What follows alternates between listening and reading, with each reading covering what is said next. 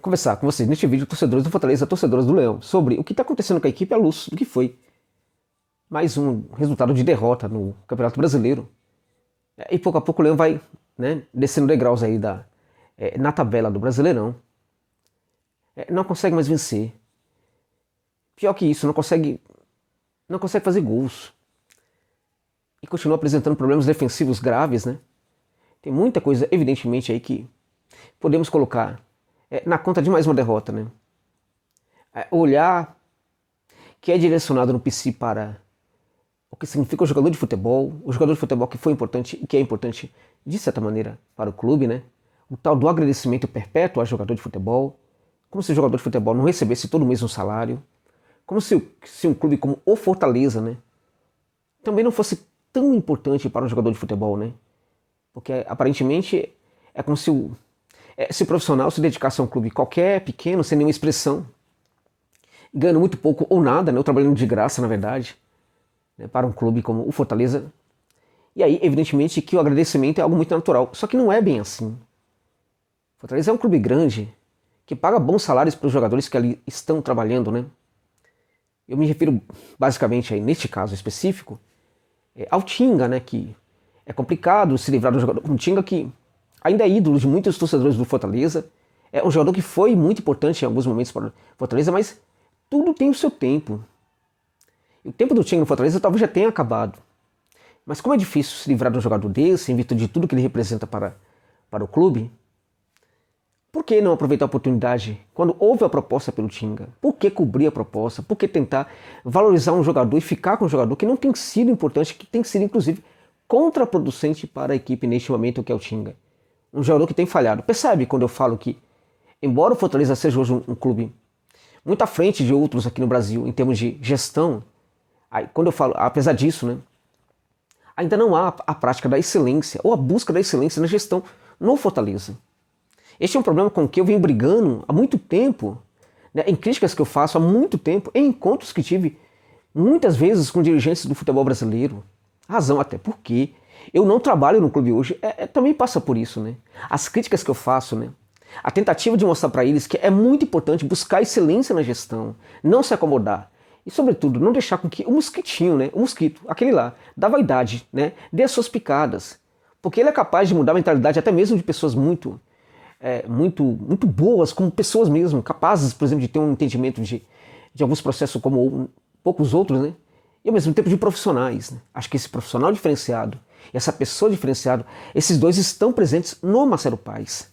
Mas também ele pode ser perfeitamente picado por esse mosquitinho da vaidade, e acho que isso tem acontecido, tá? Claramente que aqueles que o defendem de forma cega, né? O tal do torcedor de dirigente, que nós sabemos que tem muitos assim, também no Fortaleza, né?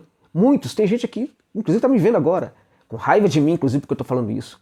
Então essas pessoas vão ficar com raiva, porque acham que nunca se pode fazer uma crítica a Marcelo Paes.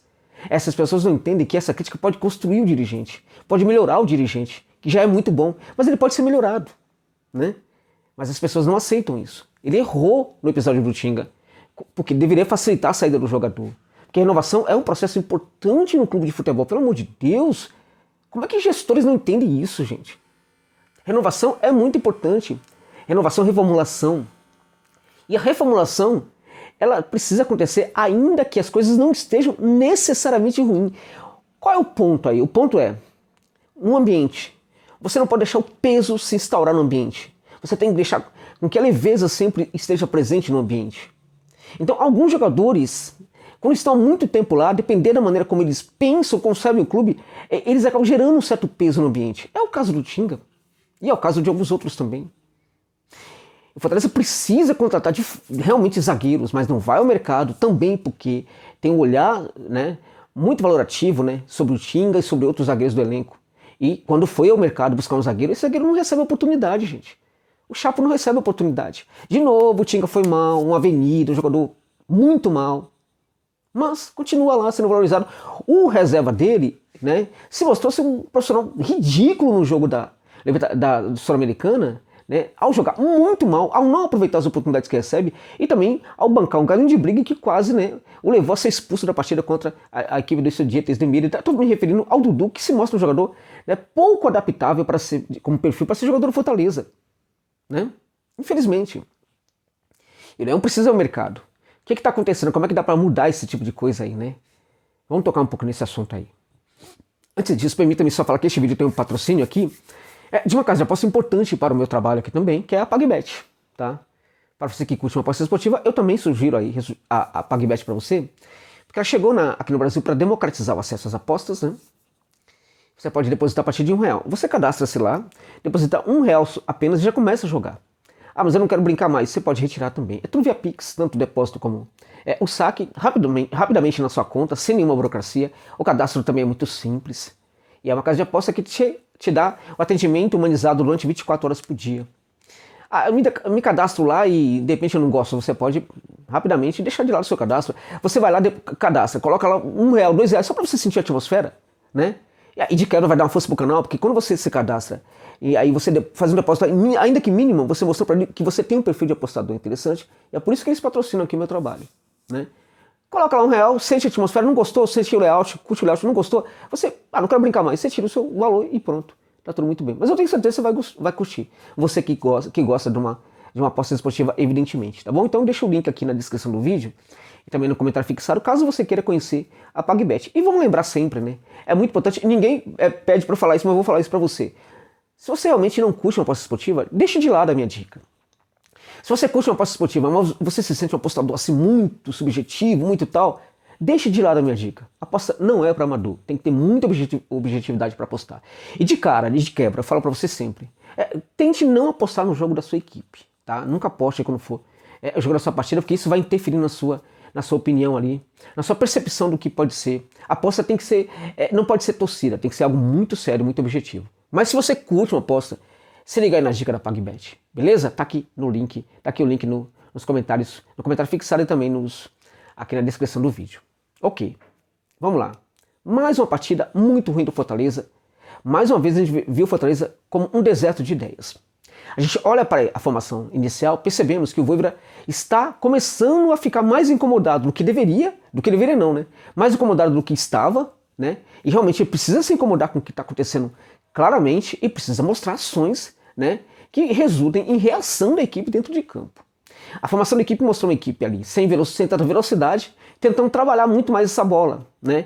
Então ele deixou de lado os homens de velocidade, né? Então ele tinha o Romarinho, por que ele não colocou o Romarinho? Tá vendo que não tá funcionando. Ou seja, Fortaleza vai precisar de um jogador. Qual é a alternativa ao Romarinho? É o Guilherme, que também não funciona, né?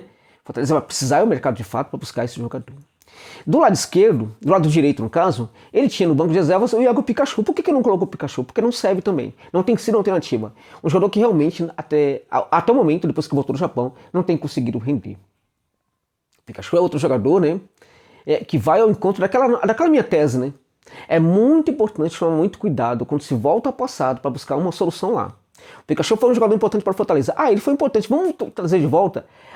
Tá, pode ter uma cota sim para fazer esse tipo de coisa, mas essa cota tem que ser muito reduzida. Já tinha buscado o Edinho, já tinha buscado, sabe? Então tem que tomar realmente muito cuidado com esse tipo de coisa aí, tá? Mas vamos entender, vamos dar enfim, um desconto, né? Porque o Pikachu foi um jogador realmente importantíssimo, ok?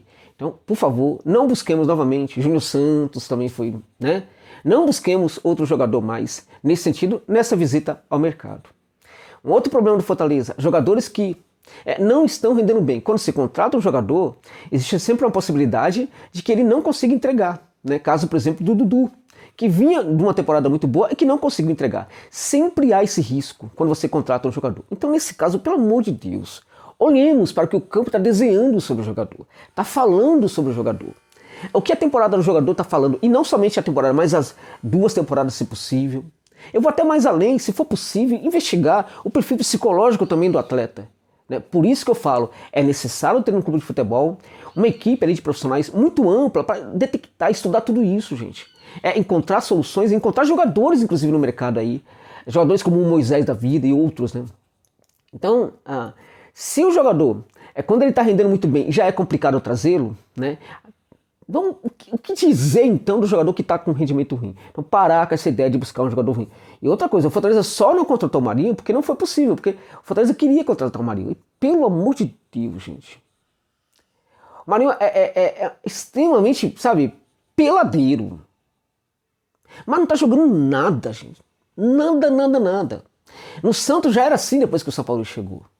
Entende? Então o Fortaleza só não contratou esse jogador porque não foi possível. Então a ideia de que eu posso trazer qualquer um, né, que joga no Sudeste que não está rendendo, ainda continua existindo na cabeça do Marcelo Paes. Ele precisa evoluir. Ele precisa evoluir um pouco mais nessa visita ao mercado. Agora, a visita ao mercado, né, e a busca de reforços, isso vai ser suficiente, na verdade, para que o Fortaleza melhore? Eu duvido. Até porque esses jogadores vão chegar e precisam se adaptar, tem todo esse processo aí, pode demorar um pouquinho. E mesmo que chegue, isso não é garantia de que eles vão jogar muito bem. O problema não está apenas nos jogadores que não estão presentes hoje no PC. O problema também está instaurado na equipe. Tem ideia que não está funcionando. Até que ponto isso não vem também da maneira como as coisas estão estabelecidas no PC? Né? Não tem cobrança para jogador, não tem cobrança para desempenho. O jogador faz o que quer, como o seu Dudu ali, por exemplo, fez naquele jogo contra o Estudiantes, e provavelmente não foi punido. Não tem essa informação, tá, gente? Então eu tô falando provavelmente. O Galhardo deu uma declaração ridícula depois do jogo contra o Botafogo, né? Então o jogador precisa ser chamado a atenção. Ele não pode entender que tá num ambiente tão livre assim, a ponto dele fazer o que ele quer. O jogador como o Silvio Romero, que foi responsável daquela cobrança de pênalti, ele deveria ser cobrado também pelos dirigentes. Se foi cobrado, perfeito, peço desculpas aqui, mas eu não tenho essa informação. O seu Vojvoda precisa ser cobrado também, o dirigente precisa chamá-lo e falar: Vojvoda, você precisa definir o cobrador de pênalti. É fugir da responsabilidade quando você vem com essa conversa falsamente democrática que esconde, na verdade, a incapacidade de se impor diante dessa situação, porque essa é a verdade, né? Mesmo para o Vojvoda, eu preciso dizer, isso é uma verdade e é um erro dele, né? Ele precisa escolher o batedor. Ele não pode ficar com essa conversa aí mentirosa de que bate quem tiver mais confiança. Isso é conversa mole. Isso é o treinador tirando dele, né? Da reta, né? Desculpa aí pelo termo fulo, né? Chulo, né? O treinador tirando o dele da reta. Tá errado. Ele precisa assumir a responsabilidade por isso. E para tanto, fazer treinamento de cobrança de pênalti pode estabelecer o primeiro batedor, o segundo batedor e o terceiro batedor. Sempre bate primeiro, meu irmão. Entendeu? Depois o segundo, se não tiver presente o primeiro, e assim por diante. E para finalizar, né? Uma questão importante que precisamos também falar é o seguinte: tá complicado as negociações. As negociações do Savarino, em torno do Savarino se complicaram, o próprio Rotondi também está complicado e outros também. Ora, vai ser sempre assim a partir de agora? O que está errado? Como é que o Fortaleza faz essas negociações? E por que elas estão vazando neste momento?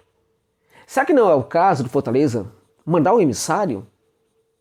Isso faz toda a diferença, meus amigos. Agora, isso é algo pouco praticado aqui no Brasil pelos nossos dirigentes. Quando eles querem um jogador que está no exterior, não vai um emissário lá vender o que é o clube, o que é o projeto do clube para o jogador. Eu duvido que o Savarino já não estaria no Brasil se alguém que conhece muito profundamente o Fortaleza já não estivesse lá conversando com ele. E claramente eu não estou falando de causa própria. Longe disso, nunca. Mas, por exemplo, o Alex Santiago, o vice-presidente, que está afastado agora, evidentemente, eu não sei qual é a condição dele, mas ele é um cara, por exemplo, ideal, até em virtude do conhecimento que ele tem de futebol, da capacidade que ele tem, por exemplo, de convencer qualquer um, até mesmo o fato de falar, né, línguas muito bem, ele poderia perfeitamente ser esse emissário, ser esse profissional para ir lá e vender a imagem do clube.